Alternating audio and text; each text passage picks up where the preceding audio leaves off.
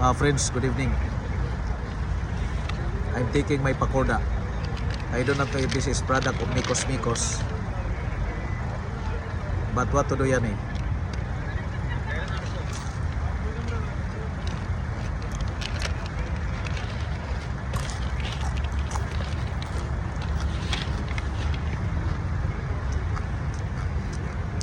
Pakoda, and this one is chai with cardamom.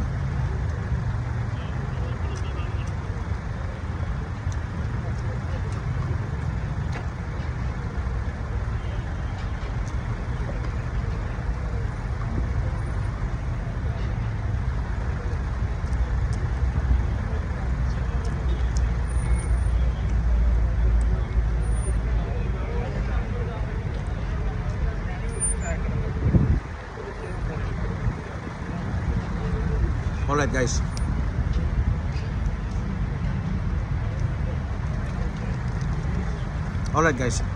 Let me give you one topic to discuss. The difference between accident and incident investigation. Many of occupational health and safety manager, engineer and safety officer, they are thinking that the incident investigation in occupational health and safety has no difference with police investigation. That understanding is wrong.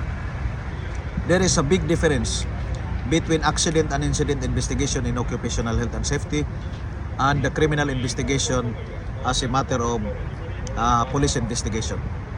Now, here's the difference. Accident and incident investigation in occupational health and safety will only correct the methodology to know what went wrong and to formulate measures to prevent reoccurrence. Alright? While the police investigation is to determine criminal culpability and to bring criminally culpable into the court of justice.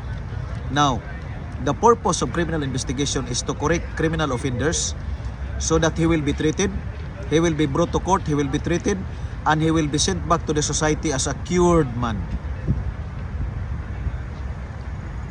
While the occupational health and safety incident investigation is directed towards refining methodology and work processes.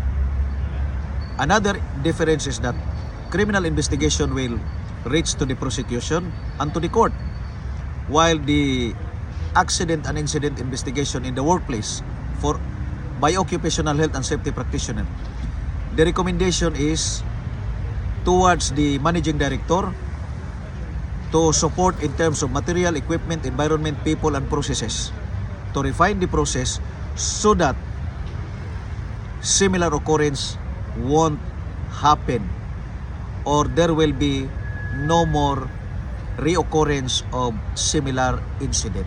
Thank you and good evening.